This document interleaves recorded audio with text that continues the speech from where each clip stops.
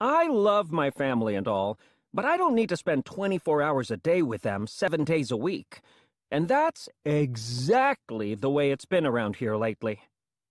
It's not just me who's getting tired of this either. We're all going a little nuts, and if things don't change soon, I think we're gonna go off the deep end. Mom says we've been cooped up for too long, and we just need a vacation. But what we really need is a vacation from each other. That's not gonna happen anytime soon, though, because we don't have any money. And the reason we don't is kind of a long story, but it basically has to do with a hot tub falling through our roof. Crunch! We've been living in Grandma's basement for 2 months, and I don't know how much longer we can keep going like this. Mom says that one day we'll look back on this time and smile, but she's not the one who has to share a futon with Roderick every night, who snores super loud and kicks me in the face. The crazy thing is, Grandma's got plenty of room in her house, so I don't understand why our whole family has to stay in her basement. When we first got here, I called dibs on the guest room, but Grandma said it was already taken by her dog, Sweetie. I don't think Grandma's too thrilled we're living with her, because whenever her friends come over, she asks us to stay out of sight. And that's kind of inconvenient, since there isn't a bathroom in the basement, and her friends always stay forever, playing cards at the kitchen table right outside the basement door. We can't use the kitchen when Grandma's got guests, which means we can't eat dinner until after they're gone. But last night, I guess Roderick got sick of waiting, so he heated up some leftover pizza in Grandma's dryer. There's no TV in Grandma's basement, so the only thing we've got to entertain ourselves with is each other. And believe me, watching Mom and Manny perform the evening news as a puppet show is not enough. Mom says being bored is good, because it makes you use your imagination. But whenever I try it, I always end up imagining the exact same thing. Roderick blasting off from our futon on a rocket ship to outer space. Something that's making the situation a lot harder is that Dad is working from home this summer, which means he's always around. And whenever Dad has a meeting, the rest of us have to pretend we're not there. But that's not always easy to do, especially when you've got a naked 3-year-old running in front of the computer monitor. Most of the time, I just try to keep myself busy. Grandma's got stacks of puzzles down in the basement, and I've done a few of them by myself. But Mom always lets Manny put in the last piece to make him feel important. If you ask me, I don't think Mom's doing Manny any favors by babying him. And it's gotten a lot worse since we started living at Grandma's. Sometimes, after dinner, we'll play a board game as a family, but Manny can't handle complicated rules, so we always end up playing a game that doesn't require any skill, like slides and rainbows. We have to go to bed before it's even dark outside, because we're all on Manny's schedule. These days, Manny's favorite bedtime story is a Noah's Ark picture book. It's about this guy who hears it's going to rain for a really long time, so he builds a giant boat to ride out the storm with a bunch of animals. The illustrations in Manny's book are all cartoons, and they make it look like a flood that wiped out half the earth was kind of fun. But I guess if the drawings were more realistic and showed all the other animals and people drowning, parents wouldn't buy it for their preschoolers. I've got some questions about the Noah's Ark story, though.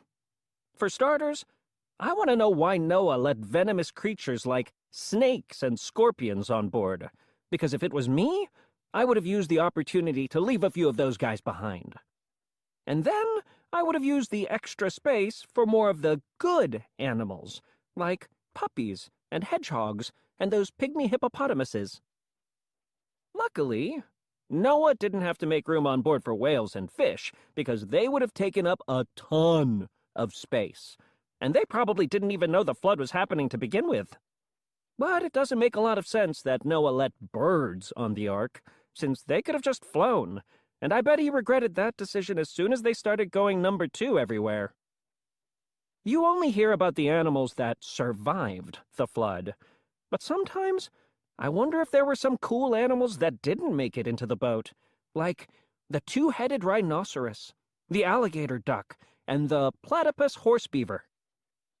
The way the story goes, after it rained for 40 days and 40 nights, it took 150 days for the floodwater to go back down. That means Noah was stuck on the boat with a bunch of animals, plus his wife and 3 sons. And whenever I feel sorry for myself living in Grandma's basement with my family, I think about Noah, and it makes me feel a little better. Mom keeps saying she's glad we're all together right now, because she feels like time has slowed down. I've noticed that too, but for me, it's not a good thing. Nothing slows down time like Mom teaching Manny the alphabet. Walrus. Something that's making this summer feel really long is that I can't go to my friend Rowley's house. And that's because he's off on some big European vacation with his family. When Rowley first told me about his family's plans, I tried to see if his parents might let me tag along. But I guess Mr. and Mrs. Jefferson aren't as sharp as I thought they were, because they never picked up on any of my hints. I'll bet your trip would be more fun if you had a friend along. Yep. Wonder who might like to come. So now Rowley's probably off having the time of his life while I'm doing 500-piece puzzles in my grandmother's basement. I think Mom feels bad we can't afford to do something special this summer, so she's been trying to make up for it. She says we can go anywhere we want if we just use our imaginations. But to be honest, cardboard cutouts of boats and tourist attractions like the Eiffel Tower aren't really doing it for me anymore. I think Mom's finally had enough too, because last night she called a family meeting after dinner to brainstorm ideas for vacations that we can afford. But the problem is, everyone's got their own idea of a good time.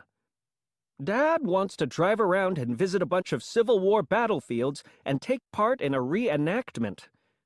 But nobody else was crazy about putting on wool underwear in the middle of August. Manny wants to go to the animal safari, which we used to visit a lot when I was little. But the animals in that place always seem so sad, especially the donkey they painted to look like a zebra. Mom said we could save money by staying close to home and visiting places in our own community. But I've gone on enough school field trips to feel like I know this town inside and out, and trust me, visiting the water treatment facility once was more than I needed. The only ones who could agree on what we should do were me and Roderick. We both voted to go to the Thrills and Spills amusement park, which would be cheap, since Grandma got half-price coupons in the mail. Plus, they just opened a new roller coaster called Track Jumper that's supposed to be totally insane. Mom said the rides at Thrills and Spills are too scary for Manny, so she suggested we go to Storybook Village, which has rides for all ages. But me and Roderick have had enough of Little Miss Muffet's Mild Ride for one lifetime. Since my family couldn't settle on anything, I suggested we all go on our own vacations and do a slideshow of everyone's trips when we get back. Mom said the whole point of being on a family vacation is to do things together. She says that one day us kids are going to go our separate ways and time's running out to make happy memories as a family. But believe me, for this family to make happy memories together, it's gonna take a miracle. Monday. We finally figured out a way we could afford to go on a family vacation this summer. On Saturday night, my great-grandmother Gammy called Dad and asked if he could get rid of Uncle Gary's camper, which has been parked in her driveway for the past 2 years. Apparently, Uncle Gary ran off to work as a rodeo clown, and she doesn't think he's coming back anytime soon. At first, Dad was mad, because he's always cleaning up Uncle Gary's messes. But Mom said the camper was the solution to our vacation problems. Mom said the reason vacations are so expensive is because staying in hotels and eating at restaurants cost a lot of money. She said the camper would take care of both of those things. Then, Dad started getting excited. He said we could hit the open road and stop for the night whenever we felt like it. And we could cook for ourselves, too. All I know is me and my brothers were so happy for the chance to get out of Grandma's basement that we probably would have agreed to anything. Mom says we'll have a lot of adventures along the way, and now I'm getting kind of excited about this trip, too. In fact, I'm actually starting to feel a little bad for Rowley, because while he's stuck in a boring museum on the other side of the world, I'm gonna be off doing something really wild, like whitewater rafting or hang gliding. For the past 2 days, we've been getting ready for our vacation, and I'm a little worried that Mom's hoping to turn this into an educational trip, because she's already made a wildlife bingo game. But believe me, the last thing I'm planning on doing is any learning while I'm bungee jumping. Yahoo!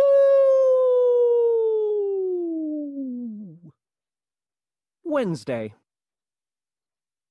This morning, we went to the grocery store and stocked up on food for the trip. Then, we went to the camping superstore to get everything else we're gonna need. I was pretty excited, because we've never actually bought anything at the camping store before. Dad used to take me and Roderick there when we were little, but that was just so we could use their rock-climbing wall, battle with their oars, and play on their boats to kill time on a Saturday morning. When we got to the store today, Dad went around and picked up some basic supplies, like lanterns and canteens and camping chairs. But I went straight to the section of the store with the high-end gear for glamping. Because I figure if we're really doing this thing, I'm gonna want to be comfortable. I picked out an inflatable pull-out sofa and hiking boots with little fans built into the heels, plus a solar-powered blender that can make a cherry slushie in 30 seconds.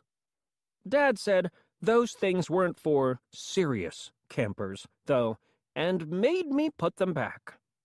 Dad said we're gonna live off the land as much as possible on this trip, and he picked out a few fishing poles.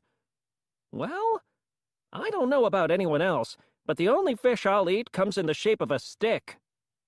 Manny and Roderick got really excited about the idea of catching our own food, so they went off to find their own gear.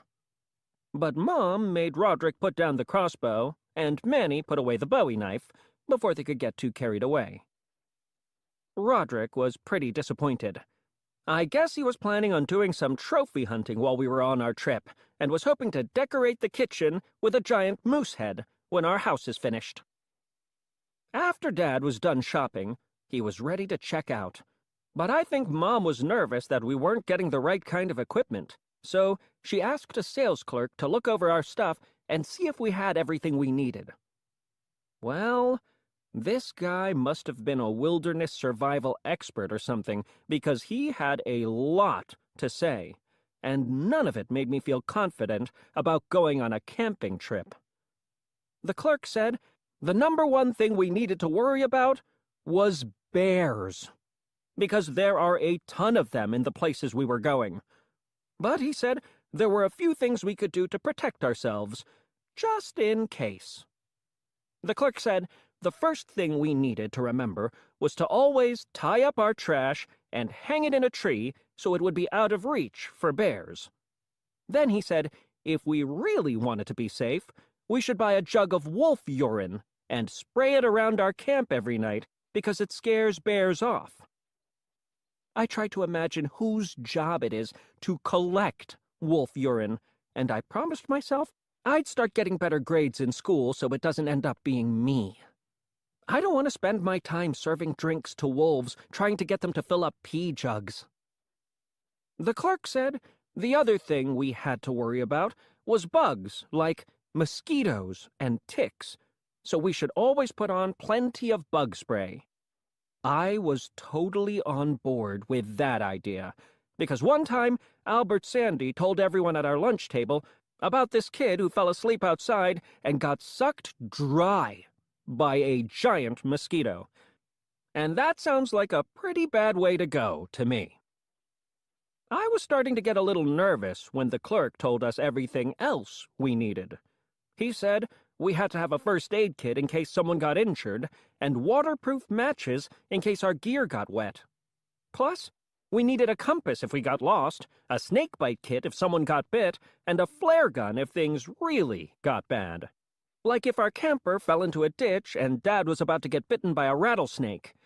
That would be the perfect time for Mom to use the flare gun. Whoosh! By the time we checked out, I was a little shook up. And I have to admit, Grandma's basement didn't seem so terrible anymore. I think the guy at the camping store stressed Dad out, because after we paid for all the stuff, we kind of rushed out of there. And we were halfway home before realizing Roderick was missing and we had to go back. We found him snoring in one of the store's hammocks. After that, we drove to Gammy's house to pick up Uncle Gary's camper. I guess Dad had thought it was pretty much ready to go, but it was a total mess inside. I remember Dad telling me that when Uncle Gary got his first car, he used to keep a bunch of garbage inside so no one would steal it. Well, I think Uncle Gary had the same idea when it came to his camper. We spent the whole afternoon cleaning it out, and I wouldn't have been too surprised if we'd actually found Uncle Gary buried somewhere underneath all that trash. Once we got the junk out of there, we were finally able to take a good look around the camper. I could see how Uncle Gary was able to live in there for 2 years, because it had everything a person could need. There was a stove, a sink, a kitchen table, and a little refrigerator. Plus, there was a bathroom with a shower in it, and some extra space above the cabin for sleeping. We scrubbed everything down, but each time we thought we were finished cleaning, we'd find something else Uncle Gary had left behind. And I don't mean to be rude or anything, but I seriously hope Uncle Gary has bought new underwear since he moved out, because tighty-whities just don't cut it. After Gammy gave us some sandwiches to take with us, we hit the road. Beep, beep. When we started off, Dad was super excited about the camper. He said since he could work anywhere he wanted now, we could live on the road until our house was finished, and maybe even longer. Then Mom chimed in. She said we could travel around the country and record our adventures, then become one of those families who gets famous on the internet. Getting Around with the Heffleys, featuring Manny. Like, subscribe. I was actually starting to get into the whole RV lifestyle, too. Mostly, I just thought it was cool that I could use the toilet and wave to passing cars while we were cruising down the highway. The only thing I didn't like about Uncle Gary's camper was that it didn't have seat belts in the living area, which was a problem whenever Dad hit the brakes. Ah! Oof! When traffic slowed down, Mom let Manny sit in the front seat so he could feel like he was driving. But I think she realized it was a mistake when he started laying into the horn and yelling at other cars. Honk! It was cool being out on the open road and all. But after a while, everything started to kind of look the same. So, me and Roderick went on our gadgets to pass the time. After an hour or so, Mom said we'd had enough screen time for the day, and we needed to be off our electronics. Usually, when Mom tells us we've had enough screen time, we'll take a break. But as soon as she stops paying attention, we'll get right back on. And after a while, she'll get tired of fighting us and just give up. Which is what we thought would happen today. It turned out, Mom wasn't messing around on this trip. When we got back on our devices, she put them in a clear plastic box that had a timer on top. Plunk! The second I saw that thing, I knew what it was, because I'd seen the ads in one of Mom's parenting magazines. The Vault. End screen time debates for good. Fits phones and most tablets. Bulletproof glass. Set timer from 10 minutes to 10 years. Mom set the timer for 2 hours, then went back to her seat up front. Whoever made that thing knew what they were doing, because me and Roderick couldn't figure out how to crack it. Mom handed us some activities she'd created for the trip and said they should keep us busy for a while. But it wasn't that much fun playing wildlife bingo when we couldn't even identify half the animals we saw along the side of the road, and there wasn't a square for roadkill. After another hour or two of driving, Mom and Dad started looking for places to stop. There were some signs for scenic attractions, so Dad pulled over at the exit for a place called Culpepper's Ravine. Mom got all excited because she said we were like explorers who were about to see something new. But unfortunately, some other explorers beat us to it, because the camping lot was totally full. We couldn't find any parking, so we had to move along. And it was the exact same story for the next 3 places we tried to stop. I know I should feel lucky to be alive at a time when there's modern medicine and smartwatches and peanut butter-filled pretzels, but sometimes I wish I was born a little sooner, so I had a chance to actually discover something, like a giant waterfall. Because when you find something new, they name it after you. But by now, everything worth finding has already been discovered. And you wouldn't really want your name on any of the stuff that's left over. Greg's Ditch. One time, the planetarium in our town had a fundraiser, and if you paid $10, you'd get a certificate that said a planet in some faraway galaxy was named after you. So Mom paid the $10, and I still have the certificate hanging on the wall in my bedroom.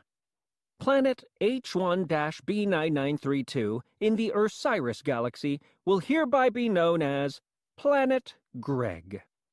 But when Mom filled out the form, I wish she'd put my first and last name on it, because now some random Greg could get to my planet before I do and say it's his.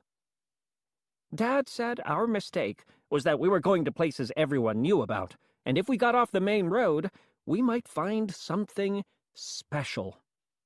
So we took a detour and kept our eyes peeled for anything that looked like it was worth stopping for. And sure enough, after we took a few more turns, we found a crystal-clear lake with nobody else in sight. The air conditioning in Uncle Gary's camper wasn't working, and everyone was ready to cool off. So we got into our bathing suits and took a dip in the lake. It took a second before I realized something wasn't right. I noticed a million shimmering objects just beneath the surface, and my mind went right to piranhas. I'm pretty sure everyone else's did too, judging by how quickly we all started swimming to shore. I was almost to the shore when I felt a bunch of tiny mouths nibbling me. Shriek!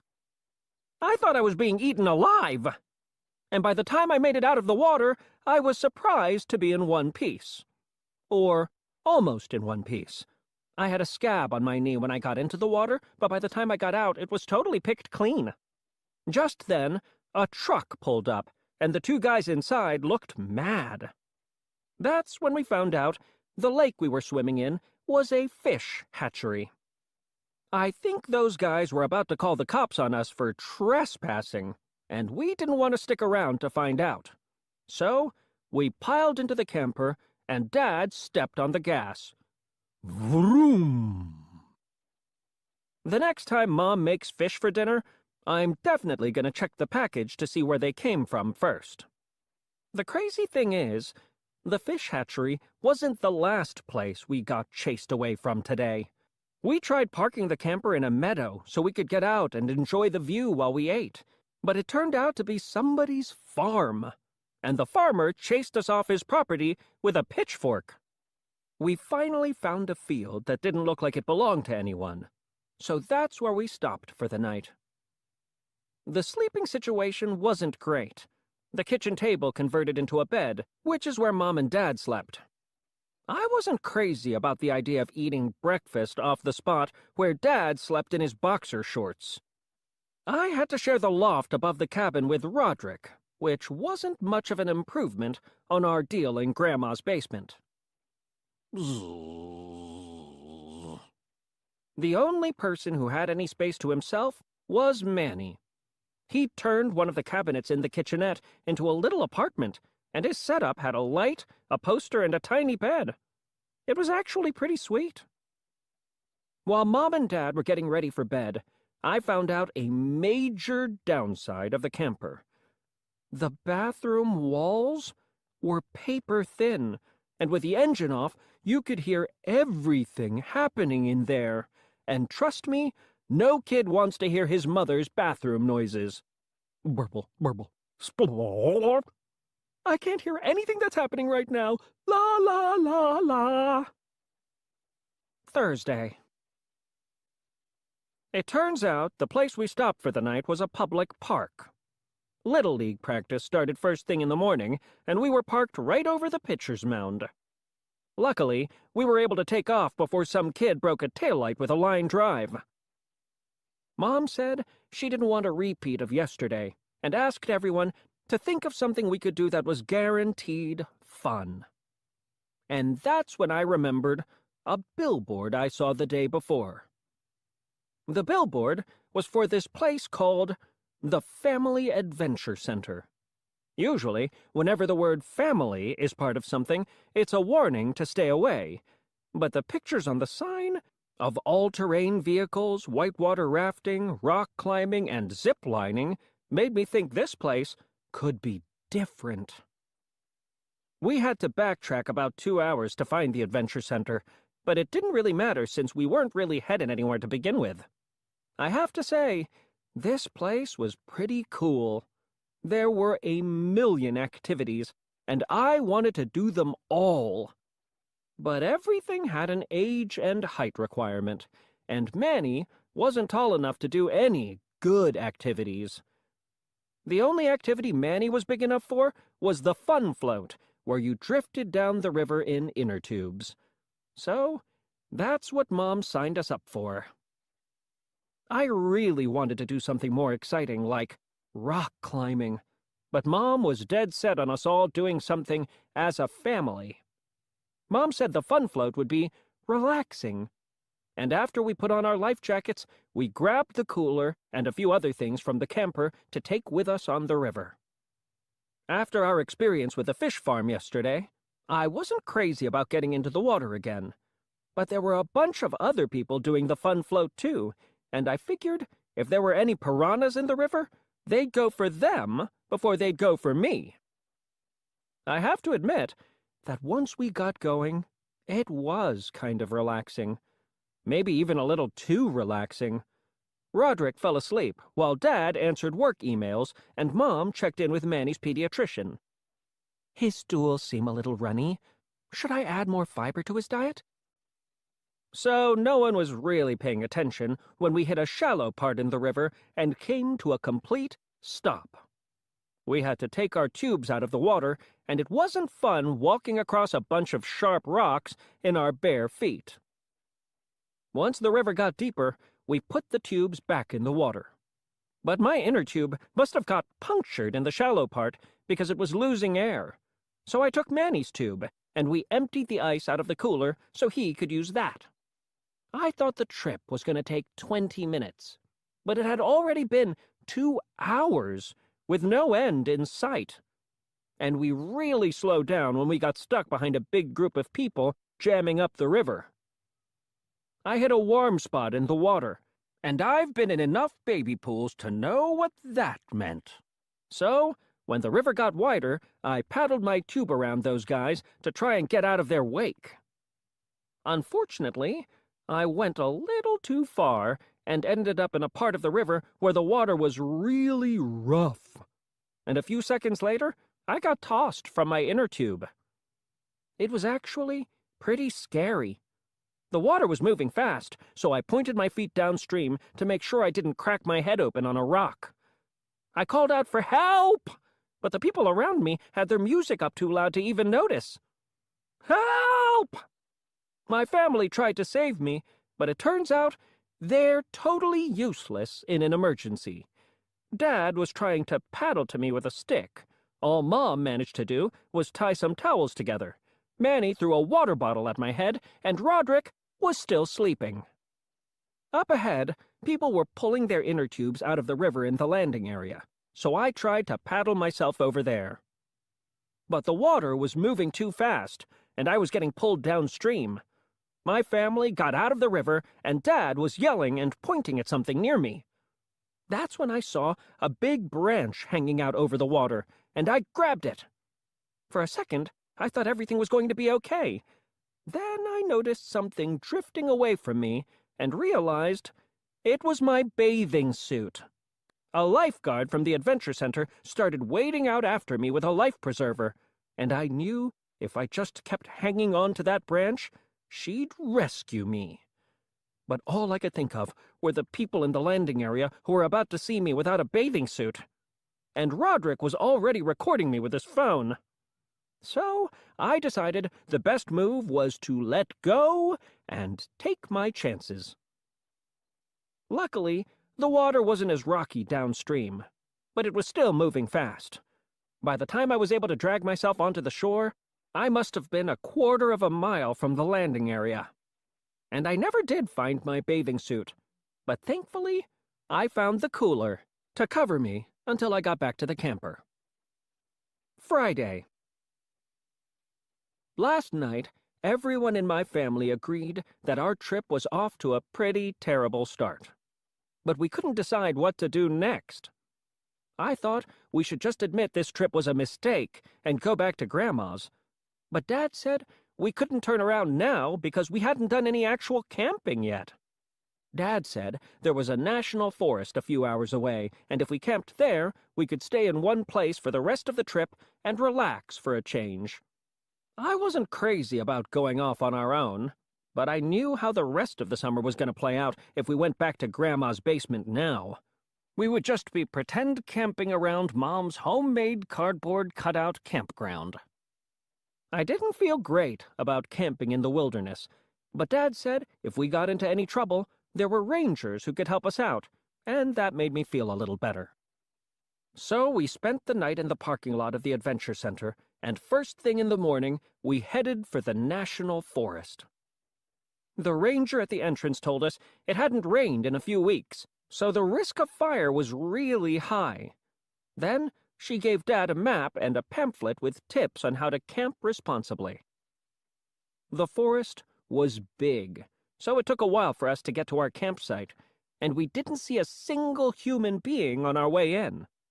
The campsite was actually really nice. There was a lot of space for the camper, and we were right next to a little stream.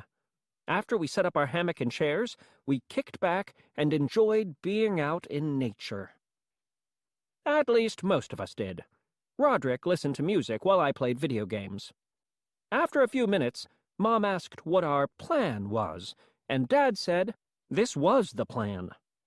Mom said we couldn't just sit around all day, and we needed to do something active, like go on a nature hike or something. But that sounded like a lot of work to us guys, especially after a long drive. So Mom said if we were all gonna laze around, she was gonna put our electronics in the vault for the rest of the trip. And that was enough to get us moving. Mom pulled out the map and found a trail that was nearby. And before we headed off on the hike, she told everyone to fill up our canteens and put on bug spray. But I was a lot more worried about bears than bugs. I remembered that the guy at the camping store said if you saw a bear out in nature, the best thing you could do was make noise to scare it away. Luckily, Uncle Gary left some pots and pans under the sink in the camper, but I wasn't going to wait until we spotted a bear to start making a racket. Clang, clang. Everyone got annoyed with me pretty quick, and Mom told me I needed to bring the cookware back to the camper. She said I could catch up with them farther down the trail, and I was actually fine with that, because that stuff was pretty heavy anyway. Plus, I was starting to wonder if the noise might actually attract bears, because whenever I hear pots and pans, I'm thinking, dinner. After I put the cookware back in the camper, I turned around and got back on the trail. I thought if I hurried, it might take me 10 minutes to reconnect with everyone. But then, I ran into a problem. The trail split, and I didn't know which way my family went. I figured the odds were 50-50, so I headed left. But I walked for a long time without finding them, and figured I must have picked the wrong path. So I went back to the place where the fork in the trail was, and that's where I hit another snag. I was all turned around, and couldn't remember which path was the one I hadn't taken yet, and which one led back to the camper. And I couldn't tell which was which because to me, every tree and rock looked the same. That's when I started to get worried. I remembered the guy at the camping store saying that sometimes bears will use human trails because it's easier than walking through the brush. So, I really didn't feel good about hanging out in the middle of an intersection. I've read that a bear's sense of smell is 1,000 times better than a human's. So when I pulled out the container of lip balm I had in my pocket and saw that it was called organic honey bee lip balm, I practically started hyperventilating. I decided to get off the trail, which turned out to be a dumb move, because once I was off the path, I couldn't find my way back. My mind started racing, and I thought about what would happen if I was lost for good. I've read stories about human beings who got cut off from civilization and were raised by wolves. I didn't know if there were any wolves in this forest, but there were plenty of squirrels. And I didn't want to live the rest of my life raised by squirrels. Chitter, chitter! Chitter, chitter! Luckily, my family found me before things could get too crazy, because in another hour or two, I might have been too far gone and become a woods person eating berries from bushes. Gobble. Smack. When we got back to camp, Mom asked Roderick to check me for ticks, since I'd been off the trail. He looked me over and told me I had a huge tick right in the middle of my back. Roderick said the tick must have been on me for a while because it looked like it was about to burst. And I almost passed out when he showed me the picture he took on his phone. It turns out it was just a joke, and the picture was something Roderick found online. But even after I knew it was a joke, I still felt like something was in the middle of my back for the rest of the day. Mom said everyone should take a shower, since it had been 2 days and we were starting to stink. Roderick went first, and he was in there for at least half an hour. So when it was my turn, there was no hot water left. Scream! Dad checked the propane tank and said it was empty, which meant it was cold showers from now on. No one was happy about that, especially Mom. I noticed it was really starting to smell in the bathroom, so I told Dad. He said the reason it stunk was because we hadn't emptied out the sewage tank yet. To be honest with you, I didn't even think about what happened to our waste in the camper. Back home, when you flush the toilet, everything gets magically whisked away to some faraway place. But in a camper, you're actually carrying that stuff around with you. If I had known that our waste would be sloshing around below us beforehand, I'm not sure I would have agreed to go on this trip. Now I was starting to worry about what happened if the tank overflowed. So today, whenever someone looked like they needed to go number 2, I tried to talk them into taking it somewhere else. I even provided Mom with some teepee and a shovel. I guess I should be grateful we live in a time when toilets even exist. Roderick told me that the guy who invented the flushing toilet was named Thomas Crapper. And I don't know if that's true or if it's another one of his jokes. If it's true, I hope that guy made a ton of money, because I wouldn't want a body function named after me. Yo, I'm gonna take a Greg. Dad got a fire going and cooked some beef stew. He was gonna serve baked beans to go with it, but Roderick left the can too close to the fire, and that was the end of that. The beans exploded everywhere. Blam! After dinner, we tied up our trash and hoisted it in a tree with a rope, like the guy at the camping store told us to. I figured if any bear was smart enough to get at our trash, then they deserved to have it. By now, it was dark out, and Mom said we should turn in for the night. But Dad said the best part of camping was sitting around the campfire under the stars. That got Mom all excited, and she tried to get us to join in on a song that she said she learned at summer camp when she was a kid. But the rest of us aren't real big on sing-alongs, so we just waited for Mom to wrap it up. John Jacob Jingleheimer Schmidt. His name is my name, too. After that, Dad brought out some marshmallows, and we found some long sticks. While we were roasting our marshmallows over the fire, Dad got all serious. He told us that a long time ago he went camping with his dad, and they'd met a crusty old ranger who told them a crazy story. The ranger said he used to have a beagle named Matilda, and she'd follow him wherever he'd go. But then, this one night, the ranger made a fire, and he saw a weird creature with glowing red eyes prowling around the edge of the camp.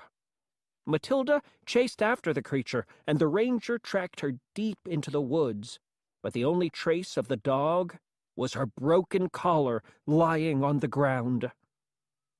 Dad said that every night the ranger would sleep in his cabin alone, hoping Matilda would find her way back to him.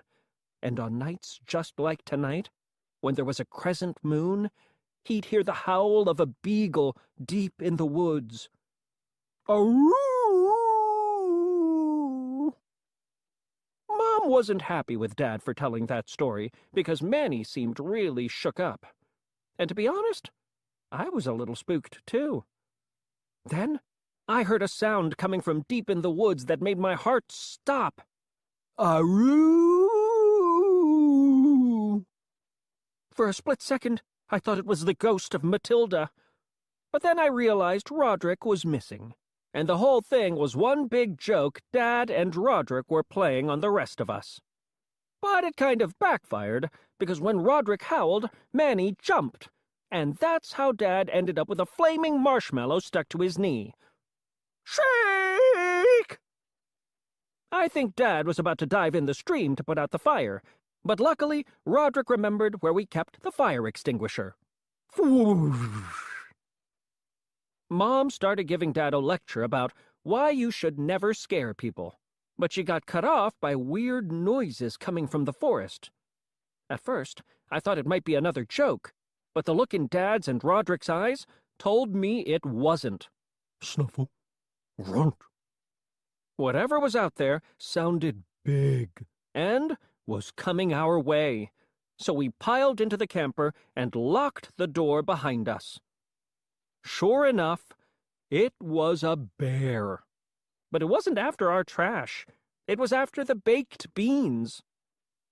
Once the bear was done licking the beans off the camper, it wanted more. And I wish I could say we stayed calm, but I'd be lying. Scream!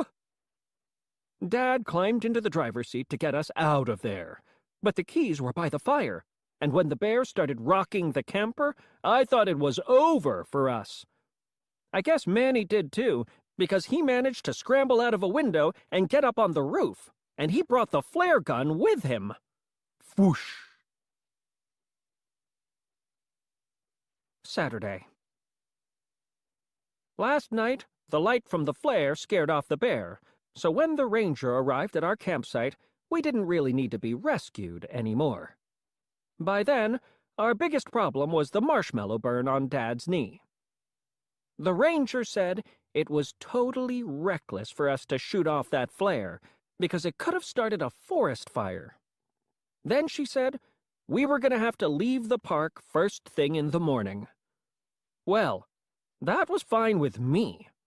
We lasted one night in the wilderness, and I didn't think we could survive another. When we left the park this morning, I was really looking forward to getting back to Grandma's basement. I knew we'd have plenty of hot water and no bears. But Mom wasn't ready to go back home just yet. She said the reason we had a bad time camping was because we were too isolated, and if we went to a place where there were other people, we'd have more fun. Mom told us she'd heard of these RV parks where they have all sorts of activities for families, and everything you need is in one place. Then she started looking up nearby RV parks and found one that had potential. Welcome to Paradise, Campers Eden, luxury campground, 42 acres of well-manicured grounds just off the highway, accommodations for all budgets, affordable family fun. Check out our swimming pool. Pet-friendly. What caught my eye was the word luxury. After getting a taste of real camping, I was ready for something a little more upscale. I knew from Sunday school that Eden was another word for paradise, so that sounded promising. The way I remember it, Adam and Eve got kicked out of the Garden of Eden because one of them was tempted to eat an apple from a forbidden tree. If it was me, I wouldn't have given up paradise for a piece of fruit. It would have had to have been for something good, like a Twinkie. It took us most of the day to get to Campers Eden. But when we crossed over the bridge and got our first look at the place, I could see why they named it the way they did.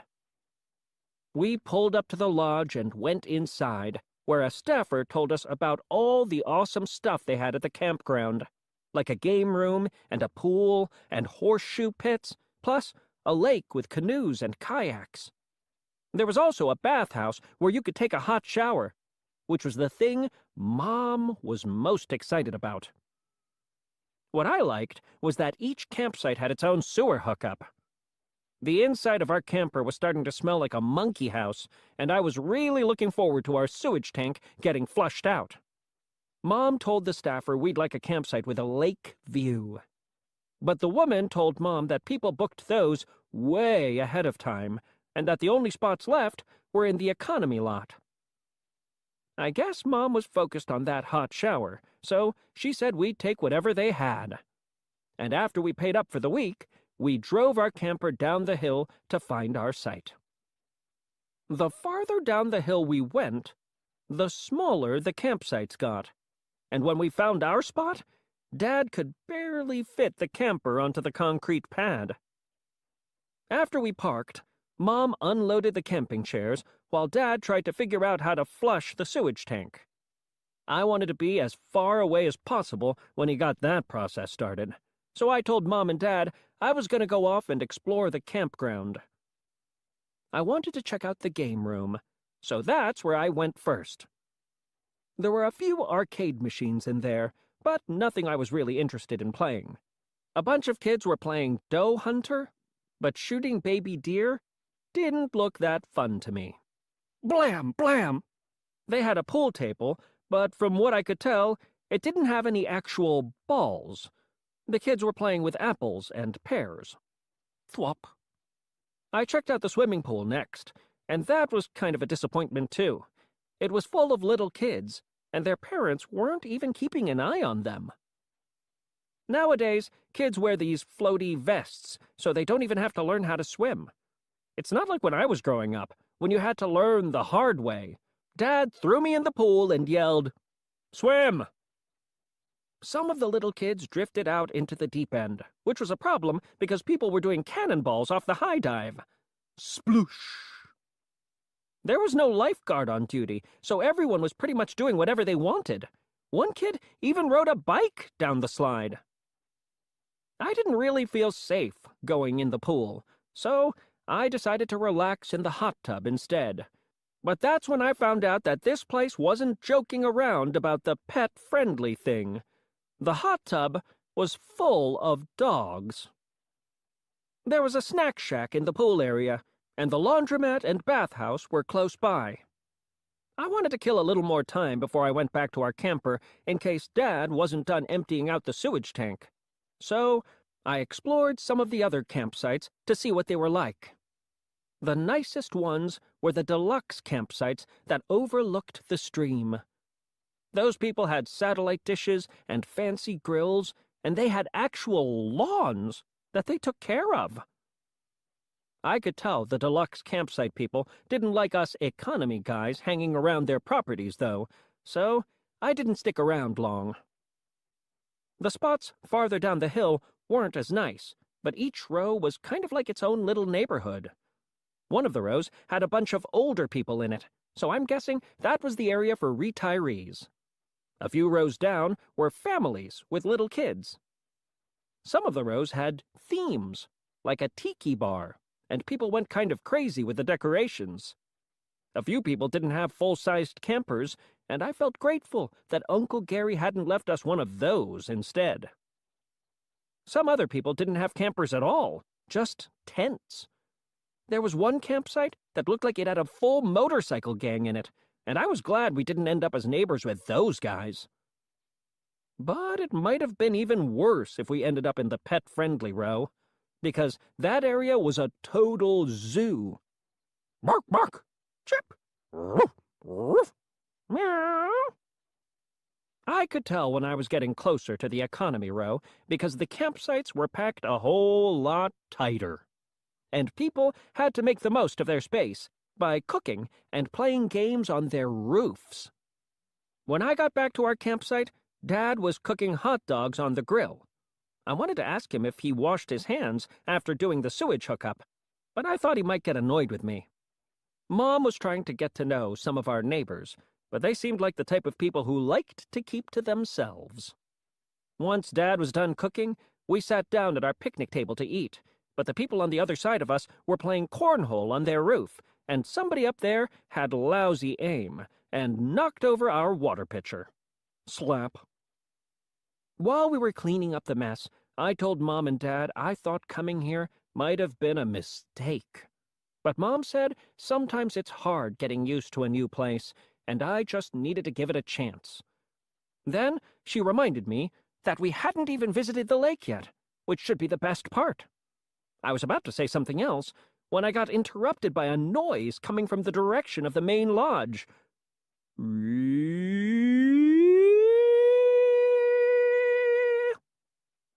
It sounded like one of those air raid sirens you hear in a war movie when enemy bombers are approaching, and it put me totally on edge.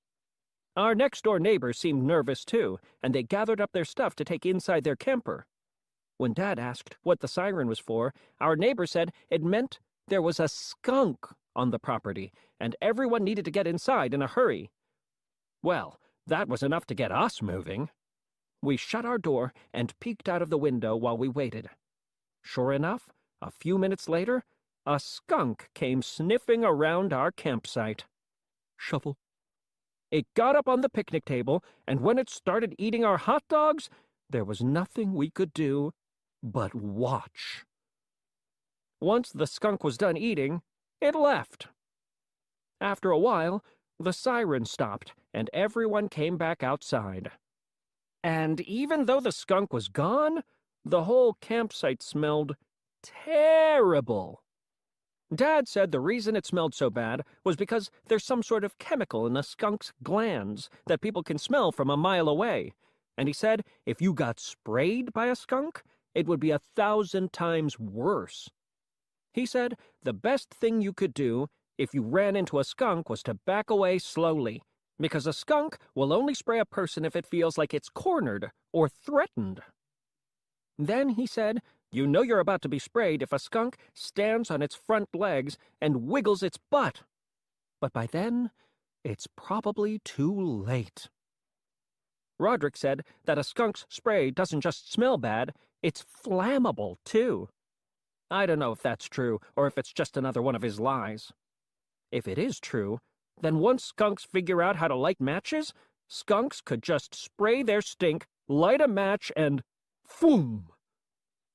Us human beings are in big trouble. When God created the animals, he gave them all cool stuff to defend themselves with, like shells and talons and claws. But then, when the time came to create people, all the good ideas were used up. God just said, "Good luck." I guess God made up for it by giving us big brains. But if it was up to me, I probably would have gone with quills. I figure if something as small as a skunk could scare off predators by smelling bad, then maybe it could work for me. And that's when I decided I'm not going to shower until I finish high school. I probably shouldn't have told Mom my plan, though, because all it did was remind her that I skipped taking a shower today. So now she's making me take one first thing tomorrow morning. Luckily, we had a few extra hot dogs in the camper, and Dad cooked them over the fire. But I kept thinking about that skunk. So I was already a little jumpy when all of a sudden we got sprayed. Whoosh! But it wasn't a skunk that sprayed us. It was one of our neighbors who sprayed us with water. Apparently, 9 o'clock is lights out at camp, and I guess people around here take that pretty seriously. So we turned in for the night. But I didn't really sleep, because like I said before, those economy campsites were packed together tight. I could hear everyone inside and outside the camper snoring. Sunday. It turned out the whole camp was early to bed, early to rise. We didn't even need to set our alarm clocks because our neighbors let us know when it was time to get up. Believe it or not, some guy was doing wood carvings at his campsite. I wanted to give him a piece of my mind, but when I saw the chainsaw, I figured maybe I could let it slide this one time. After Dad got out of bed, he started cooking pancakes and eggs on the griddle. Mom was just getting back from the bathhouse, and she gave me the scoop on how things worked up there. She said you had to pay for the shower with quarters, and gave me a few. Then she told me that I needed to stop by the laundromat and move our clothes from the washer to the dryer. I really didn't like the idea of taking a shower in a public building. When you live in a house with your family, the bathroom is the only place you can get any privacy. So, when I'm in there, I'm in my own little world. And once that door's locked, I can do anything I want, like stand on the counter and make a hat out of toilet paper. Are you almost done in there? I'm flossing! But sometimes I get myself in trouble in the bathroom. Once, I almost broke my ribs when I was pretending to be Spider-Man in the shower. Slide! Ah!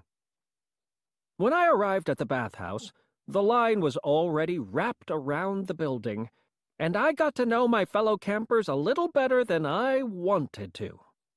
I figured the line would split at the entrance, and guys would go one way and girls would go the other.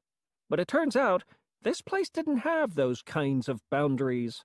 The bathroom door said bucks and does. I found out the reason the wait was so long was because there were only 3 shower stalls inside.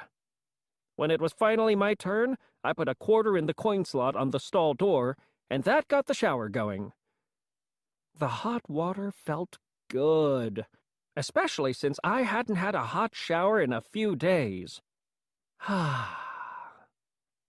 But I couldn't really enjoy it since the stalls only went up to my armpits. I closed my eyes and tried to pretend I was by myself. But that was kind of hard to do when the person in the next stall started getting chatty. Is that raspberry silk shampoo? And the guy on the other side of me sniffed my hair. Sniff, sniff. I decided to wrap things up and get out of there. But the shower stopped before I had a chance to rinse the shampoo out of my hair. Ding! It turns out 1 quarter only paid for 3 minutes of hot water. I tried to hand the next person in line a quarter to put in the slot, but I couldn't get his attention. So I stepped out of the shower to put the coin in myself. But I guess that was just the opportunity this guy was waiting for. He zipped right into my stall.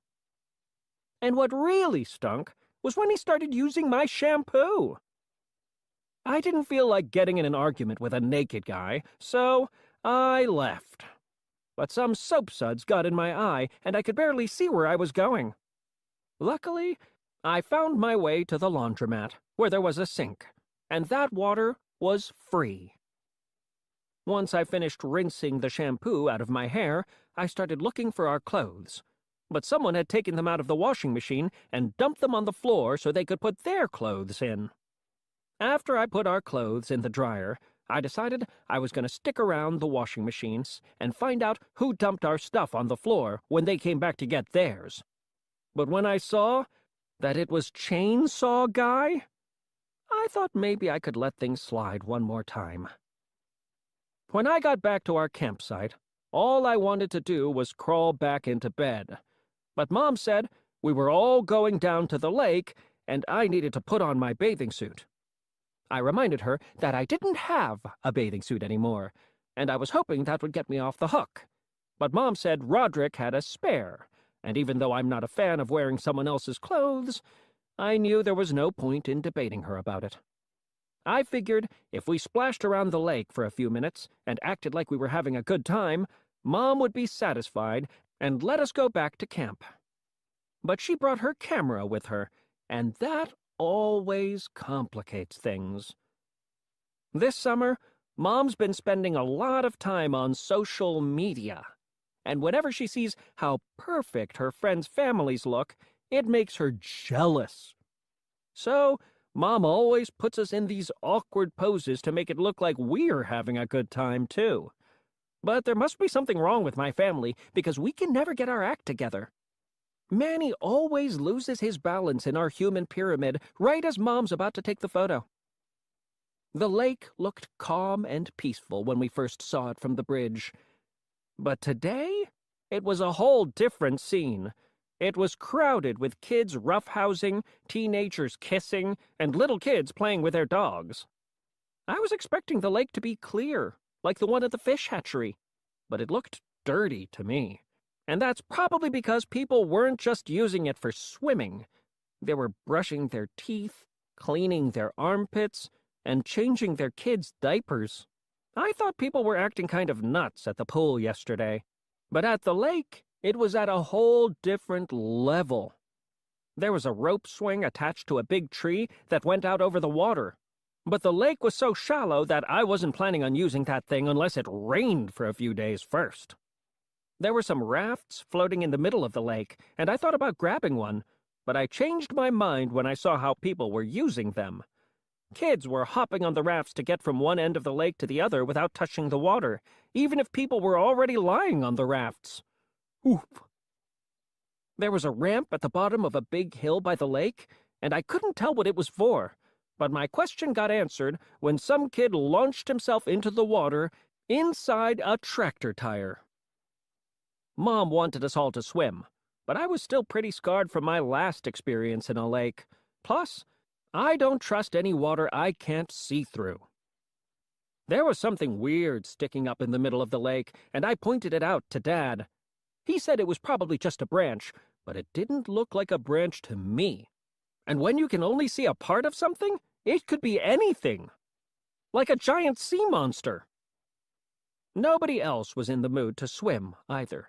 So we put our stuff down on the ground. But it turned out a lake shore isn't the same as a beach shore, and within a few seconds we were sinking in the muck. Mom said we weren't going back to our campsite until we did something fun. There was a canoe tied up to the dock, and she said we should take it out on the water. I was fine with being on top of the water, so long as we didn't have to go in it. We took turns getting into the canoe, which wasn't as easy as I thought it would be. I stayed low, just like Dad told me to. Roderick didn't, though, and we almost capsized while we were still tied to the dock. Ah! After we were all in the canoe, We put on life jackets and paddled out on the water. But some people swimming nearby seemed like they were in a hurry to get out of our way. Then we found out why. As soon as we got to the middle of the lake, something big landed right next to our canoe, and a second later, there was another splash. Sploosh! Some teenagers up on the hill had turned a hammock into a giant slingshot for launching watermelons, and they were using us for target practice. I guess that explained why no one was using the canoe. We tried to paddle back to the dock, but the guys on the hill were getting more and more accurate with each shot. I guess Roderick didn't want to get hit, so he decided to abandon ship. And that was a problem for the rest of us, because now we were unbalanced. Our canoe capsized, and somehow me and Dad ended up underneath it. At first, I thought it was a good thing, since we were protected from those watermelons. But I changed my mind when we took a direct hit, because it was like being on the inside of a drum. Clong! Me and Dad ditched the canoe and swam for the dock. And we had to move fast, because now we were out of range, so the guys on the hill were skipping their shots. Splish! We pulled ourselves onto the dock, where we were safe. Mom was upset because her camera was ruined, but I didn't really want my picture taken right at that moment anyway. Pant, pant, pant, pant. Monday. I think Mom realized we'd had a little too much family time yesterday, because this morning she said everyone could go do their own thing. I was planning on relaxing for once, but Mom had other ideas. She said this camp was full of kids my age, and this was the perfect opportunity to branch out and make new friends. I told Mom I wasn't really in the mood for socializing, and there wasn't any point in trying to make new friends since I'd never even see any of these people again. But Mom said some of her best friends to this day are people she met at summer camp when she was my age. I told Mom it's different from when she was growing up, and it's a lot harder to make friends with strangers nowadays.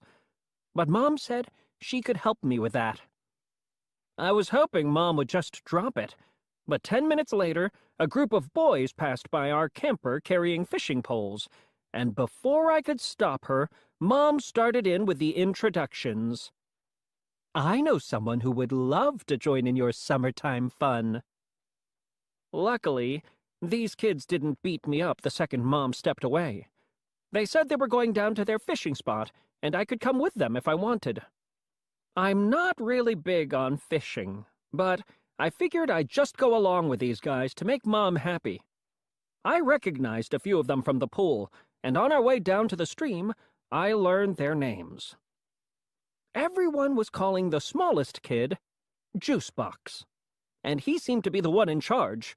The kid with the inner tube was Big Marcus, and I couldn't tell if he was wearing that thing for fun or if he couldn't actually get out of it. The tall, skinny kid was Weevil, and the boy with the shaved head was called Doo-Doo. I don't want to be mean or anything, but that boy really lived up to his nickname. He stunk. Sniff, sniff. A few other kids joined us, and they all had nicknames too. Fivehead, Cutter, and Regular Marcus. So I guess that's a thing around here. Juicebox asked me my name, and I figured since everyone else was using made-up names, I might as well too. Jimmy Dogfish. The stream was pretty shallow in this spot, so I didn't see how these guys were going to catch any fish. But I found out the real reason they came here wasn't to fish, it was to talk. And they argued about everything. The first topic was which superhero would win in a fight, and that turned into a conversation about which superpower was best. And somehow, that turned into a debate about what kind of animal you'd choose to fight if you were sentenced to death. Lion. Scorpion. Cobra. Bunny. Then they got in an argument about whether it would be better to fight a person with the head of a shark or a shark with the head of a person, and the guys were split down the middle on that one. The conversation got pretty heated, and then it got physical. I didn't want to get hurt, so I tried to stay out of the way. Thwap! But just like that, it was over, and everyone acted like nothing happened. I was starting to get nervous hanging around a bunch of guys who liked to settle things with their fists, and I told them maybe I should be heading back. But Juicebox said that since I was the new kid around here, it was their job to show me the ropes, and I decided to go along with it, mostly because I didn't want Doo-Doo putting me in a headlock. It turns out these guys have been coming here for years, so they knew all the ins and outs of the place. They knew how to get a free bag of pretzels from the vending machine at the lodge, the exact time the delivery truck came to resupply the camp store, and where you needed to be when they threw out the day-old donuts. Plus, they knew where all the cute girls in camp were staying, and when they each ate lunch. These guys were big pranksters, too. Weevil found a half-filled bottle of shampoo on the ground, and that gave Juicebox an idea. He took us around the back of the bathhouse to the wall on the other side of the shower stalls. As soon as the person near the window finished rinsing the soap suds out of his hair, Big Marcus picked Juicebox up, and Juicebox reached through the window and squirted more shampoo on his scalp. Squirt. The guy lathered up his hair again, and once he finished rinsing it, Juicebox was there with another squirt. After a couple more rounds of this, the guy started going crazy. Yah! But when he heard Cutter laugh, we were busted. And it was the last guy we should have been messing with, too. Chainsaw Guy. Luckily, Juicebox and his gang knew all the good hiding spots on the campground, so we laid low in the dumpster behind the snack shack until the coast was clear. I'd never really had a group of friends before, and I was starting to have fun. The guys wanted to go down to the field by the lake and play some games. I figured they wanted to play something normal, like kickball or freeze tag, so I went along with them. But these guys had their own idea of fun. And most of their games involved someone getting hit by a ball or getting tackled, and sometimes both at the same time. The last game we played was Red Rover, where everyone makes a human chain and tries to keep one person from getting through. But Big Marcus was unstoppable, and we got pretty banged up. It seemed like everyone was ready to wrap things up for the day. But that's when something fell from the sky. Splat! It was those teenagers on the hill, launching watermelons from their hammock. We ran for cover underneath the shed where they kept the kayaks, and that's where Juicebox told me what was going on. He said that every time him and his gang played in that field, the teenagers bombarded them with watermelons, and I really wished someone had mentioned that to me before I agreed to come down here.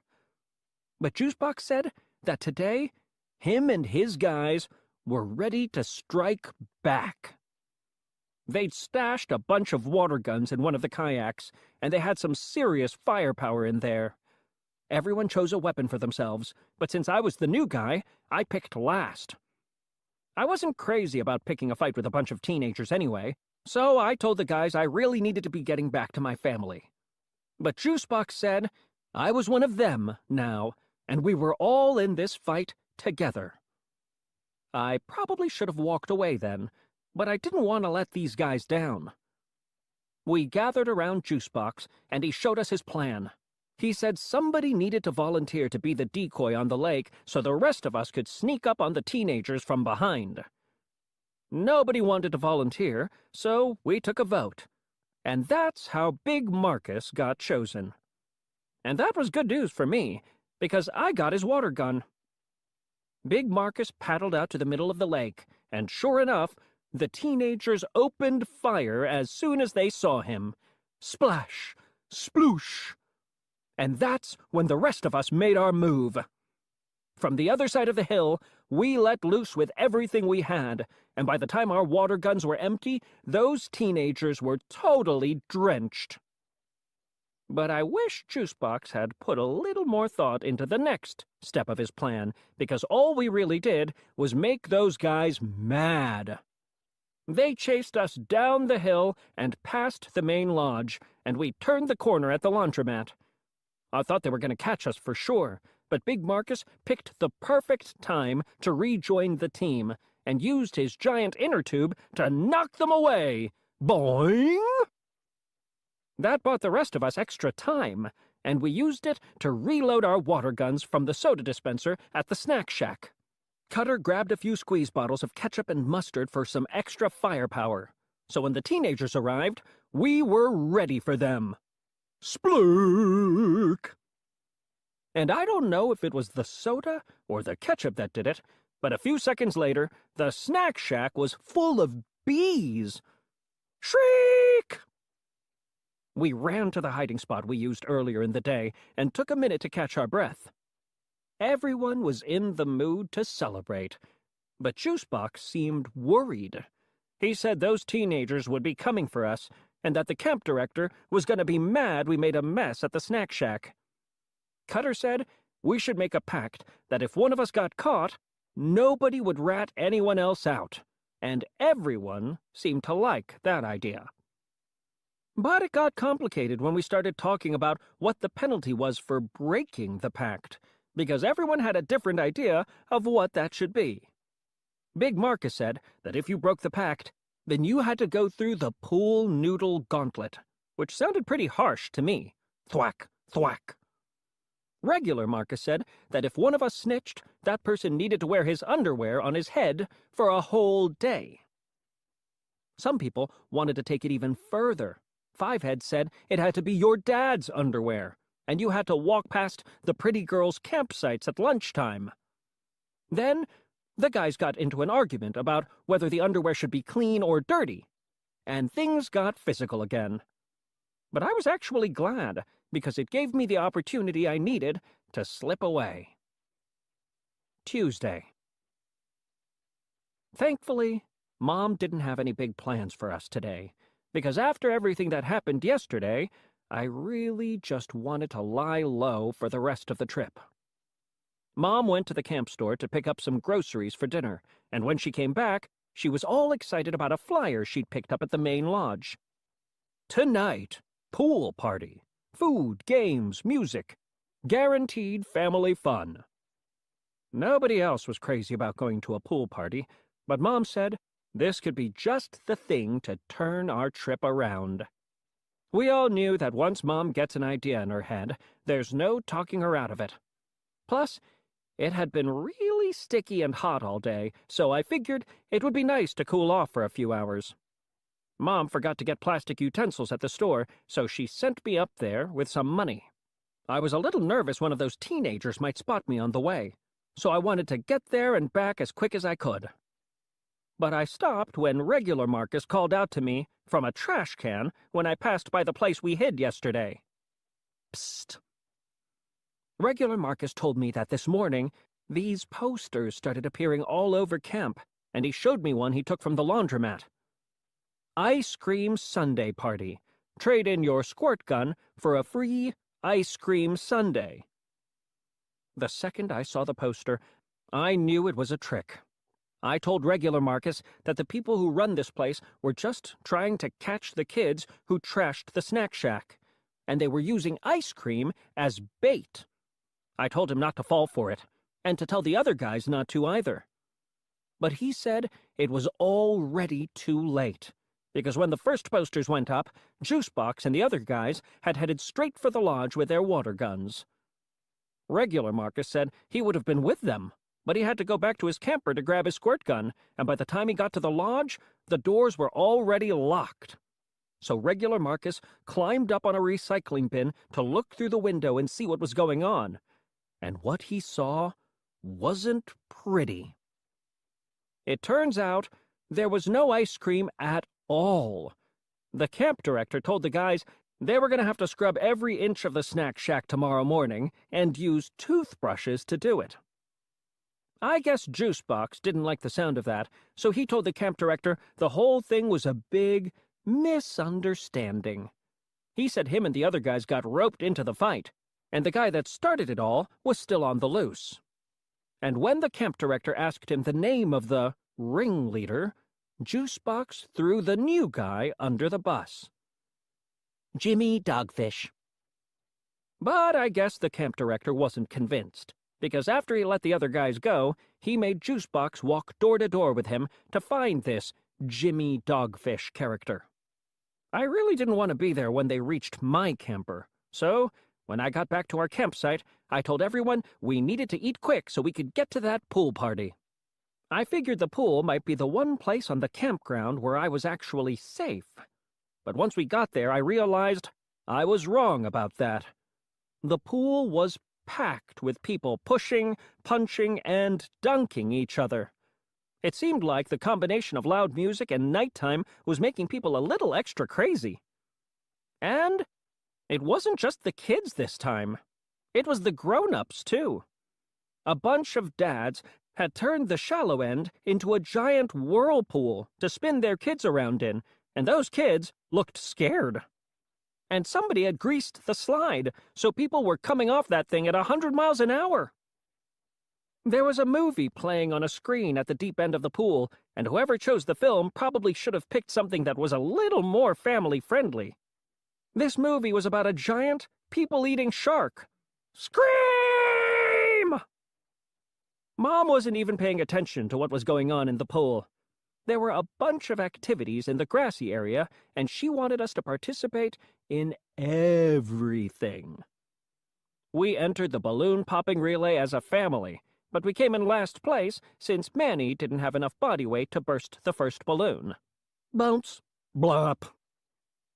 Mom made Dad enter the beer belly contest, but he didn't even make it past the first round, since the other guys had some serious beer bellies. Manny entered a hot dog eating contest on his own and won first place. I had no idea that boy could pack so much food away. Me and Roderick competed in a dizzy stick relay race, where you had to spin around a baseball bat 5 times, then tag the next person on your team. But we were playing against 2 guys who had just finished the hot dog eating contest, so things got a little messy once the barfing started. Mom tried to get me to enter a mother-son dance contest with her, but there wasn't enough money in the world to get me to agree to that. Luckily, Manny was happy to take my place. I entered the pie-eating contest because I thought I might actually win, but they held it at the same time as the belly flop contest, and my seat was the one closest to the pool. Sploosh! Speaking of the belly flop contest, too many contestants got on the diving board at the same time, and it wasn't built to carry that much weight. The diving board started tilting, and it actually looked like it might collapse into the pool. Creak! Scream! After the party activities wrapped up, Mom talked us all into getting in the water for a quick family swim. The pool was crowded, and nobody was really doing any swimming anyway. It seemed like the only people having any fun were the ones on rafts. But the rafts were all taken, and it didn't look like anybody was willing to give one up. Then, Mom spotted a giant, empty inner tube in the middle of the pool. That thing was so big it must have been an airplane tire or something. So, we all swam out to it before someone else took it for themselves. The tire was so huge, it was almost impossible to get into. But with a little teamwork, we finally did it. Once we all got on, we found out why that thing was empty to begin with. A bunch of kids were hiding underneath and capsized us. After we got tossed from the giant inner tube, Mom was done with the pool party, and I felt bad because I knew how much she wanted tonight to be special. A lot of other people were starting to clear out, too, but there were still a few stragglers coming into the party, and some of them looked like the teens from earlier.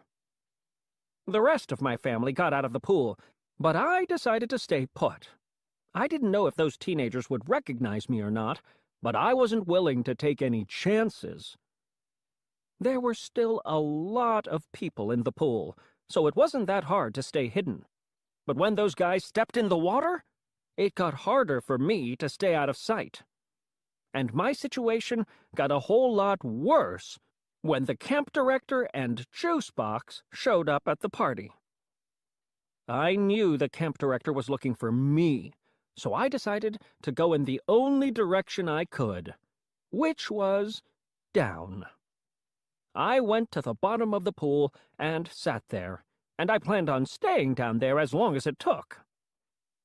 I was actually starting to run out of oxygen when something weird happened.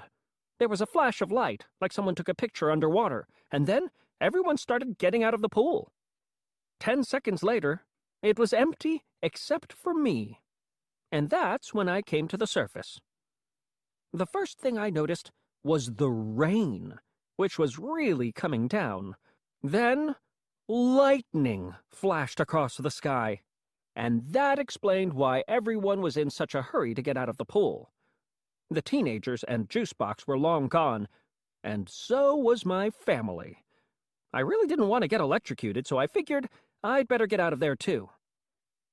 I left the pool area and headed for the camper, but in the dark and the rain, it was hard to see where I was going. There was a huge crash of lightning, and it sounded like it might have hit something nearby. Crack! Then, the air raid siren on top of the lodge cranked up, which made everything even more stressful.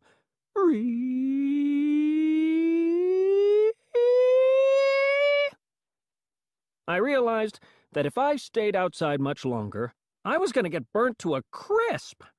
But nobody in any of the deluxe campers would let me inside. Pound, pound. I finally made it to our camper, and when I opened the door, my whole family was already there. Pant, pant.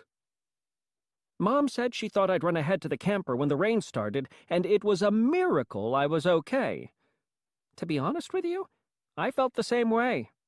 That storm came at the perfect moment, and I almost felt like it was the work of a higher power.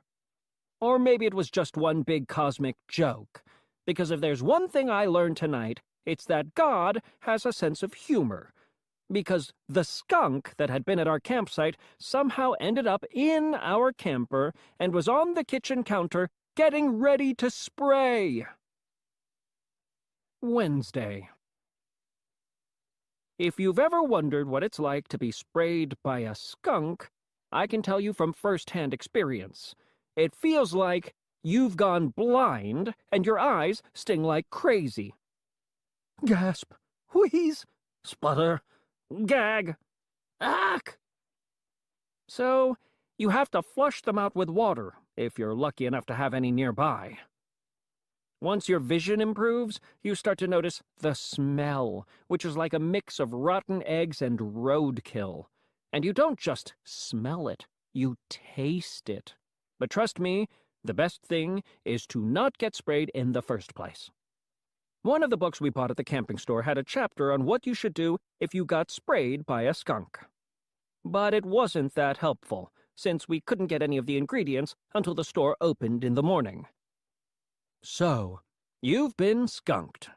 Getting sprayed by a skunk is no laughing matter, but if it happens to you, here's what you can do to remove the smell.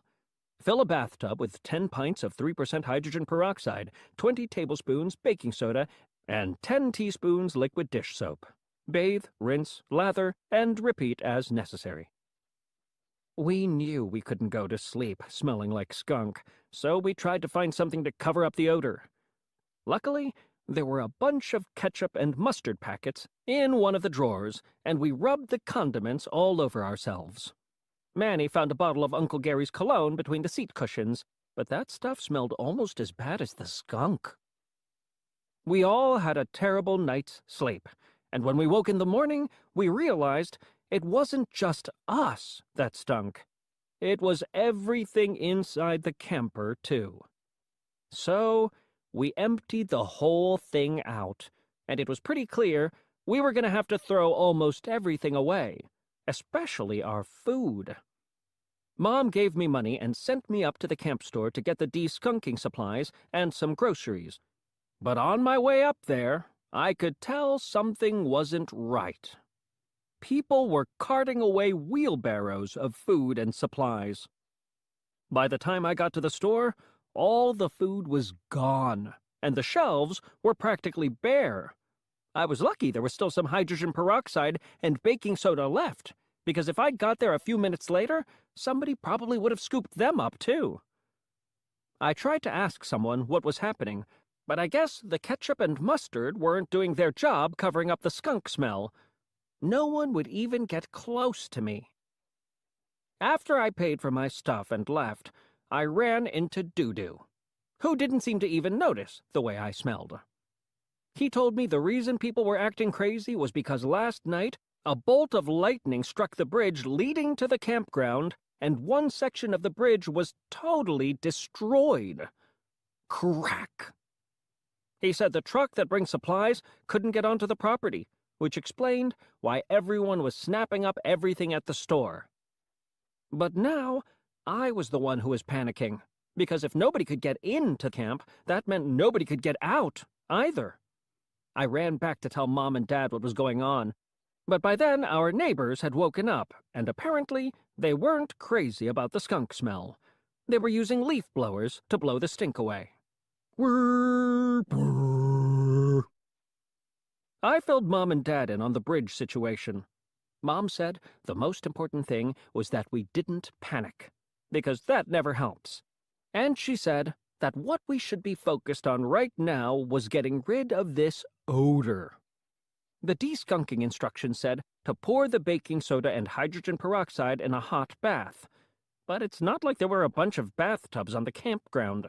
So we used the next best thing, the hot tub. And it turns out dogs don't like the smell of skunk either. Whimper. We must have soaked in the hot tub for an hour, but in the time it took to scrub our bodies and our clothes clean, things at camp had gone totally off the rails. It started with the water. When the camp store ran out of water bottles, people used the spigot by the main lodge to fill up their containers. Some people took more than they needed, though, and the well ran dry. So then people got water from wherever they could find it, including the showers. Things got really ugly when people ran out of the coins they needed to operate the showers. So now quarters were like gold, and I heard about a woman who sold her wedding ring for 75 cents. Some people got frustrated they couldn't get their hands on any coins, so they raided the arcade by tipping the games upside down to try to loosen up the coins inside. People hit the laundromat next, and I knew this whole place was going to stink after everybody ran out of clean clothes. Eventually, someone got the bright idea to get the water directly from the plastic tank above the bathhouse. The tank fell off the roof and rolled down the hill, where it leaked out half the water before coming to a stop at one of the horseshoe pits. Then the other half emptied out into the sand. Blub, blub, blub. Now people were really freaking out and tried to save what they could, but the horseshoe pit turned into quicksand, and a few people actually had to be rescued by a biker with a chain attached to his motorcycle. Around dinner time, everyone started getting hungry. Some people had enough food to last them a few days, but everyone else was counting on getting their groceries from the camp store. So things started to get a little crazy. A bunch of people raided the snack shack, and one person stole a giant bag of food from the pet-friendly area. The animals must have got the sense that things were getting out of control, so they banded together. And when one of our neighbors fired up their grill to cook some hamburgers, a pack of dogs made its move. They attacked and ate every hamburger in sight. A few people ate the leftover hot dogs from the pool party, and the teenagers from the hill salvaged some of their slingshot ammunition down at the field. Gobble, smack, chew, lick. I was more nervous than hungry. People do crazy things when they're desperate, and I had no idea how bad things would get. So I kept my shirt off to show everyone that I didn't have a lot of meat on me. The other thing I was worried about was the weather. Dad's phone said another storm was coming tonight, and that was the last thing this place needed. Emergency alert. Flash flood warning in effect until 9 a.m. Mom said everyone was overreacting, and that by morning someone would repair the bridge and everything would go back to normal. But when night fell, things at the campground got a whole lot worse. And when one of the deluxe campers got tipped over by people who thought they were hoarding canned food and toilet paper inside, Mom finally admitted things were serious. Now, we all wanted to get out of this place, but nobody could figure out how.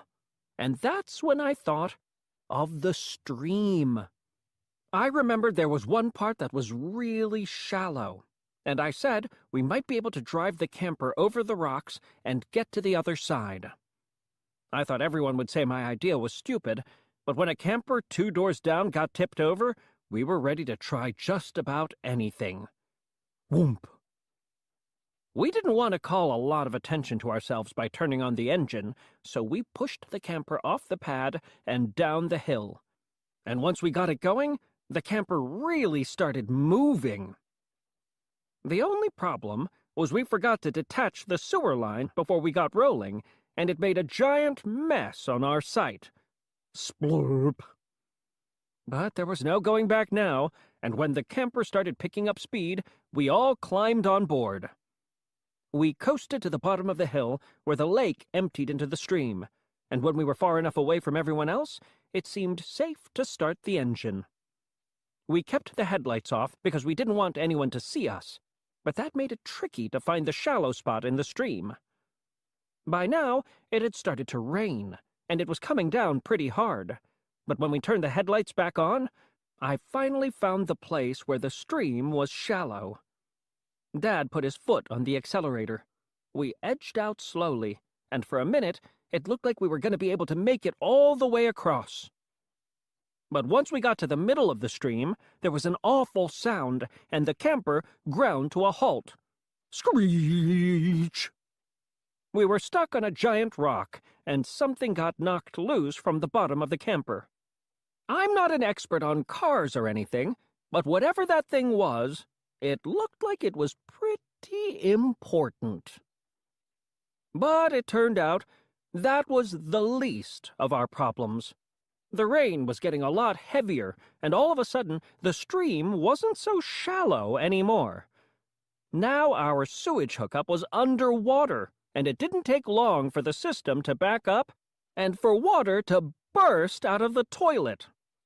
Glush! The mess in the bathroom overflowed into the main living area, and we scrambled to keep off the floor. We knew we couldn't stay inside the camper, so we tried to get out. But by now, the water in the stream was moving so fast, it wasn't safe to leave. The camper was filling up with water, and we had to climb even higher. Roderick pulled himself onto the roof first, and then helped the rest of us up to safety. But once we were all on the roof, the camper started to turn. By now, the stream was overflowing, and the camper lifted free from the rock it was stuck on. 5 seconds later, we were drifting downstream. We were headed right for that bridge, and if we had stayed where we were on the roof, that thing would have taken our heads off. That's when I noticed that some of the seat cushions from the kitchen had floated outside the side door. I jumped first, and everyone else followed my lead. Sploosh! The only person who didn't jump was Manny.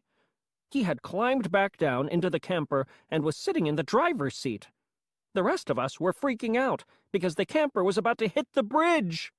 But at the last second, Manny pulled the wheel hard to the right, and the camper started to turn. And when it reached the bridge, the camper snapped into place and filled in the missing piece of the broken bridge like a puzzle piece. Manny wasn't finished, though. He grabbed something out of the glove compartment, then he shot off the flare gun for the second time this trip. Even though it was still raining hard, the flare lit up the sky. A few minutes later, we saw headlights coming our way. At first, I thought people were coming to rescue us, but when they got to the bridge, they just kept going. It took a full hour for all the vehicles to cross to the other side. And when the very last motorcycle drove over the bridge, the only thing we could hear was the rain. Saturday. After the campground emptied out, we were the only ones left. With all the people gone, we were finally able to enjoy ourselves. And for once, Campers Eden lived up to its name. All the animals were so happy. The campground actually looked like Eden. So, all it took for this place to turn into paradise was for everyone else to leave. 2 days after the storm, the delivery truck came back to supply the camp store, and that night we ate like kings. We had the whole lake to ourselves, too, and since the water was nice and deep, we actually had fun. Even Mom used the rope swing to jump into the lake. Bloosh! I don't want to be corny or anything, but we actually did make a few happy memories during our stay, like fishing off the roof of our camper. But I just want to point out that I was right, because it took a miracle for it to happen. I'm not sure we needed to go through all that drama, though. So maybe the next time we do something as a family, we can stick with something boring, like mini-golf. I'm really looking forward to telling Rowley about my vacation when I get back, but I'll probably leave out the parts that weren't so great. And I might change a few other details here and there, like how we rescued animals from the storm and sharks pulled our camper down the river. Because you should never let the truth get in the way of a good story. The end.